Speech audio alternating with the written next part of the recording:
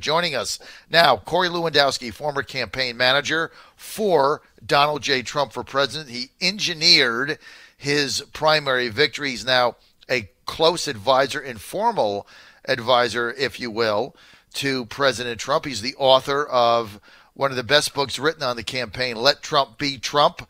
Let Trump Be Trump. If you haven't read that, why not? Go read it. Go to Amazon or your favorite bookstore. You can order it. He's also got a new book coming out, and I know that for a fact because I've been toiling away on it. I've seen it with my own eyes. Up there, shuts the door, works on it, turns his phone off. So he's got a new book coming out. He's got Name Names, Trump's Enemies from Within. That is coming out, we think, around November. And so that's also going to be a must-read. So now he's a big-time author. And he is also with the Vice President's Hard Money Political Action Committee. He's a senior advisor there. And great to have you with us. Senior advisor Corey Lewandowski of Vice President Mike Pence's Great America Committee. Great to have you with us, man. Well, thank you, John. It's great to be with you. I'm sorry you're not here in the swamp, but I know that you're getting all of the big scoops in New York with all the work that the president's doing, all the bilaterals he's doing, the renegotiations, and I know the access you have, and so I know you had to be in New York today, so congratulations. I know, and I miss being there because you're upstairs, you got the door closed, you're focused on writing your book. I come in at 5 a.m. to my studio, you're already up working. I leave at 6 p.m., you're still up there working. So whatever book you've got that you're cooking up, I think it's going to be hot, isn't it? Well, I put a lot of effort into this book, to be honest with you. It's called Trump's Enemies. It's how the deep state is going after Trump. And, many people think of the deep state as just those people who work in these, nameless, faceless bureaucrats. But the truth is, part of the deep state is right within the White House. And you know me, John. I think your listeners know me by now. I'm a person who doesn't hold back. I name the people who I think are Trump's enemies. Obviously Rod Rosenstein is in there. We know that Andy McCabe is in there. Jim Comey is in there. Lisa Page, Peter Strzok. We know those players. Those are the easy ones. What most listeners don't know are the people who are in the building or have been in the building that want to stop this president's America First agenda. And I have no problem telling people who they are. And that'll be out in your book. And some of these people are still there, right, in the West Wing now. Well, there are people who still work in the building right now who have what we call blue badges. Those are the hard passes that allow them to go to work every day there. I name those individuals. I'm sure it's causing consternation in the White House because they want to know, who those people are. But the other thing, John, one of the greatest privileges I've had, and I mean that, is last week I had the opportunity to sit down and interview President Trump. And I believe our book is the first and only book that he has actually done a sit-down formal interview for since he has been the President of the United States. And it's a wide-ranging interview, and it will be published almost 100% verbatim in that book when it comes out in late November. Wow, I can't wait to read it. It is going to be a must-read, Trump's Enemies.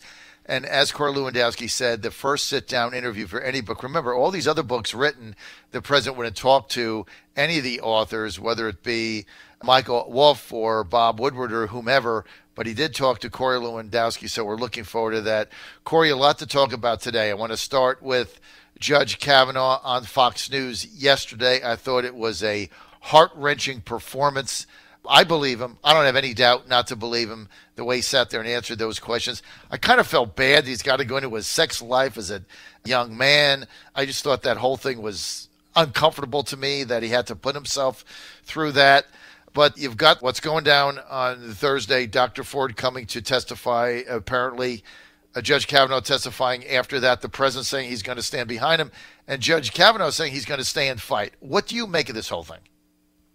Look, Judge Kavanaugh has to fight. He is not just fighting for himself. He's fighting for every person who has either been falsely accused or has been accused of something that didn't happen.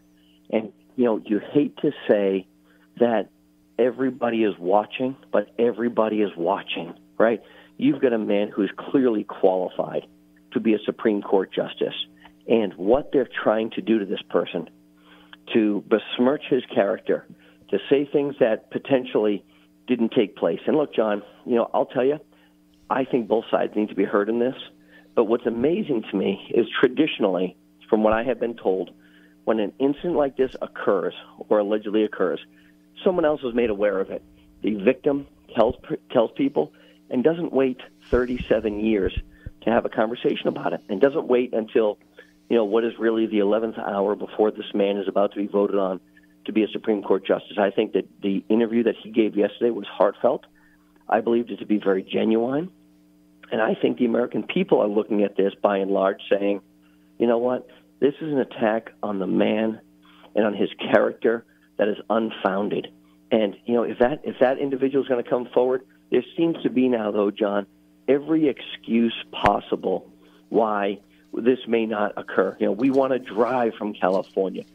Chairman Grassley has gone above and beyond what the protocols are to give them an opportunity to air their grievances in public, and it's the right thing to do.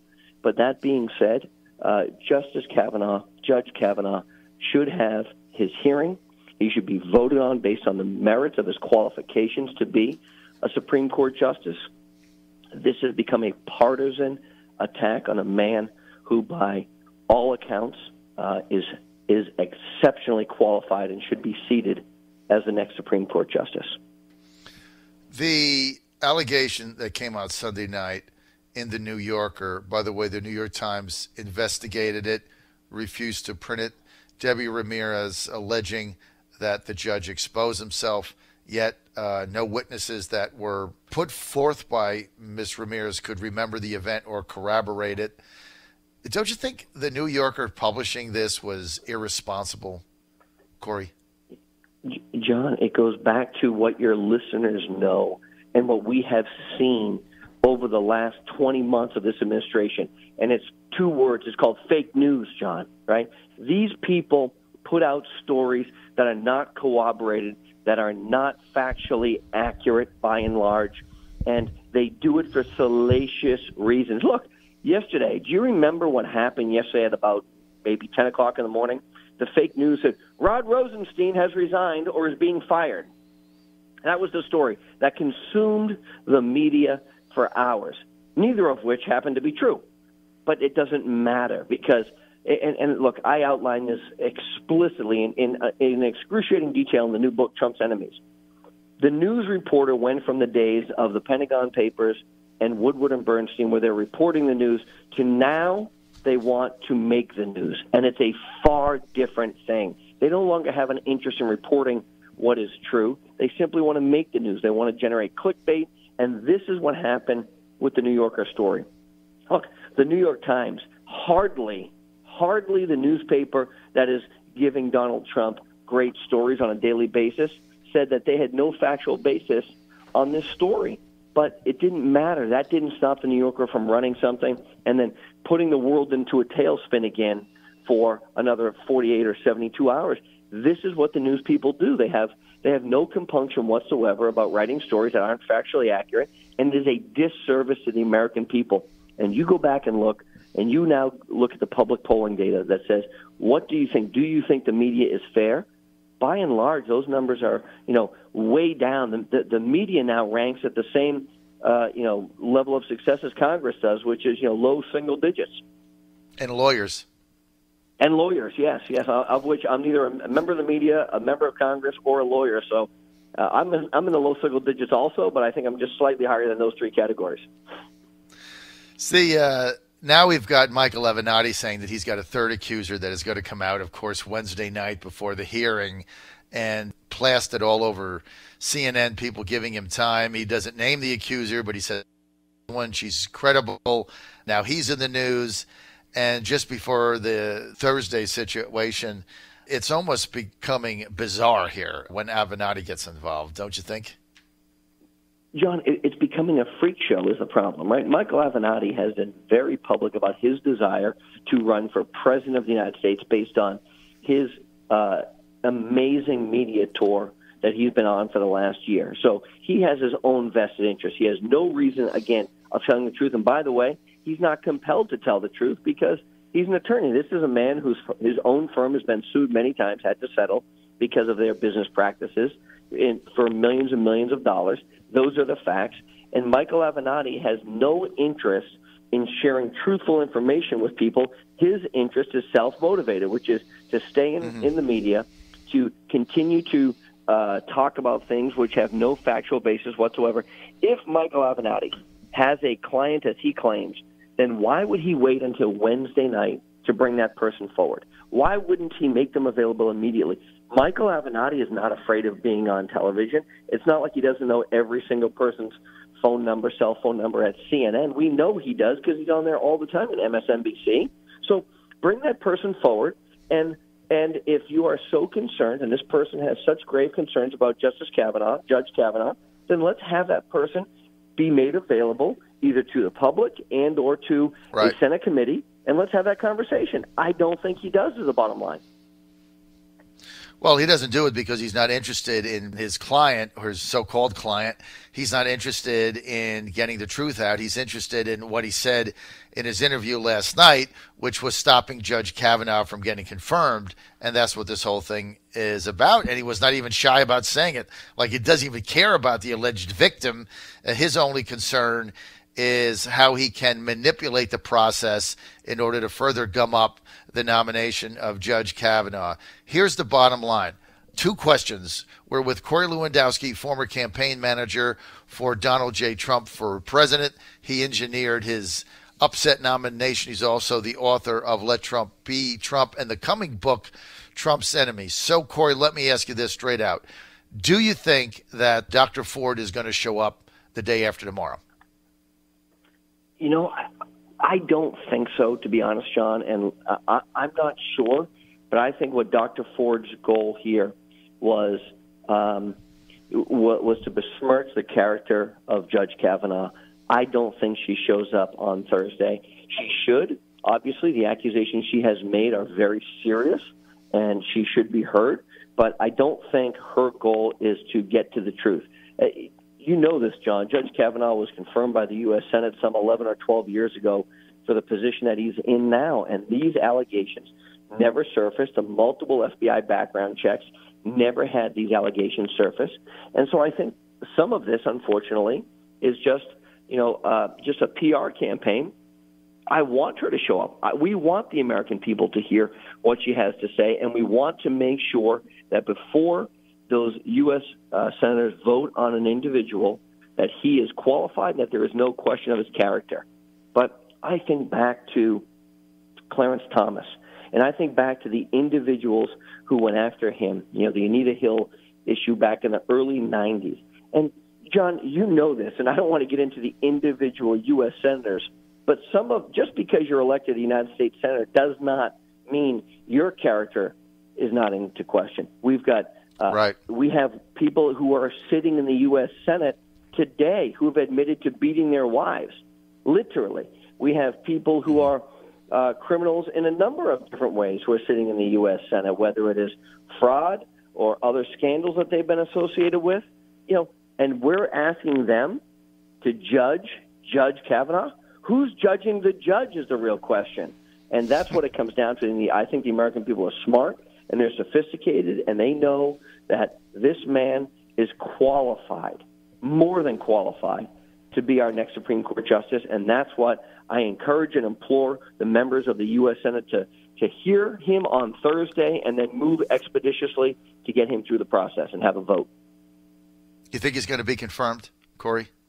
I do. I think if they have that vote and they know that Judge Kavanaugh has told the truth, which I believe him to have done in the past and continues to do as it relates to this issue, I believe that he's going to get confirmed, and he will be the next Supreme Court Justice of the United States come probably the beginning part of October. Whether Dr. Ford comes or not, that's her choice.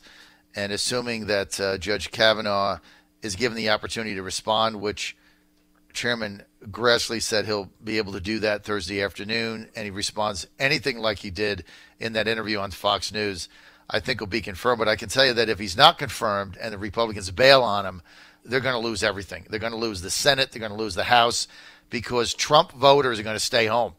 And I think that was part of why Mitch McConnell made that speech on the Senate floor yesterday afternoon. That fiery speech, not his style. I think he did that because he understands how high the stakes are. Corey, let's get to Rod Rosenstein. Okay, Deputy Attorney General says he's going to wear a wire, go and talk to the president, get evidence that he's unhinged or something, and then go to the cabinet and invoke the 25th Amendment and get him out of office. What is that about, and should he get fired now or not?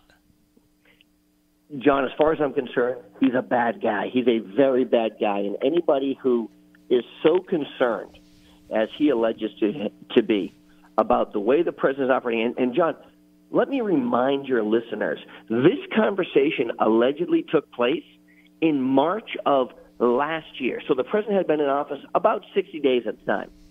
And he was so concerned about the president's alleged behavior that he turned to somebody, I believe he turned to Andy McCabe, and he said, hey, you should wear a wire when you go in to see the president, and then I can have a conversation with the current Attorney General and the former Secretary of Homeland Security about potentially invoking the 25th Amendment. And now that story has come out, Rod Rosenstein says, well, I was just joking. He wasn't joking. Don't kid yourself.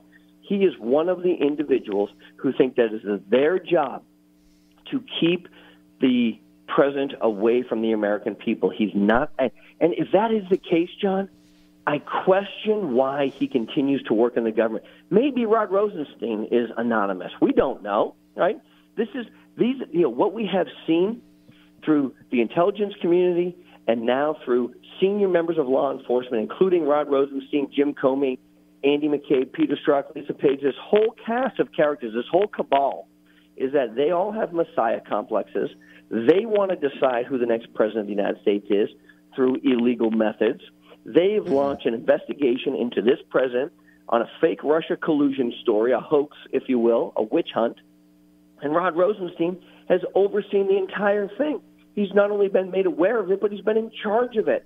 And he is as much at fault for what has transpired for this fake Russia witch hunt. He's the individual who personally walked Bob Mueller into the Oval Office to have a conversation with Donald Trump after Jim Comey was fired, when Bob Mueller was interviewing to be the next director of the FBI. And when that interview didn't go well, Rod Rosenstein the next day is the one who appointed Bob Mueller as the special counsel. Look, this guy has a lot of serious problems. As you probably know, he was the U.S. attorney in Baltimore under the Obama administration, so he's a partisan hack as far as I'm concerned.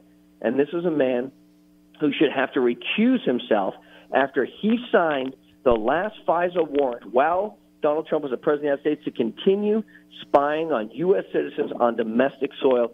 And the reason Rod Rosenstein doesn't want those documents to get out is because he knows that his application under the FISA warrant were all predicated on a false dossier, that he lied to a judge by signing that application, and he could not answer under oath in front of Congress if he even read that application.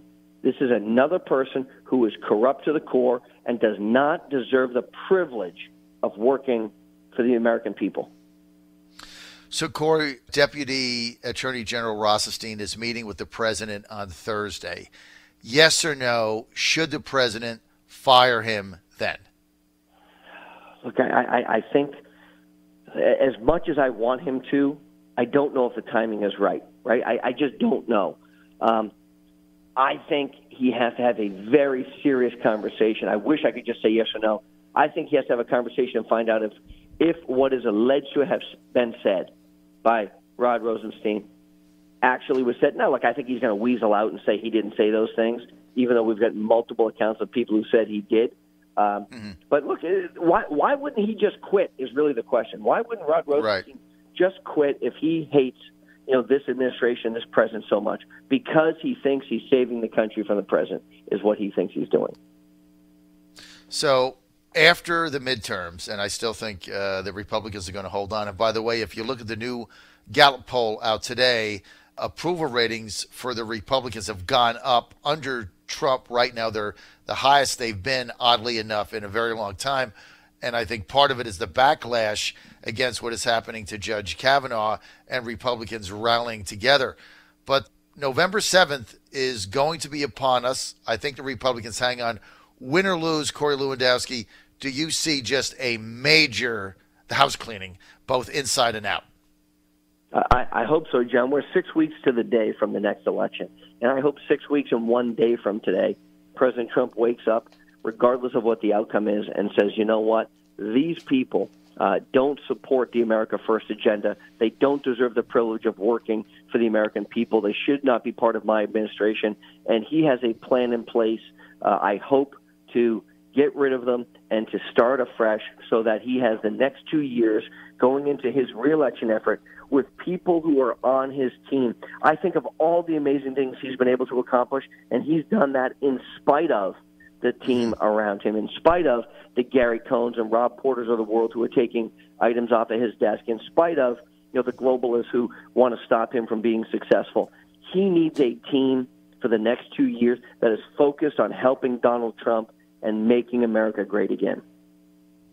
So my final question, we're out of time, is this.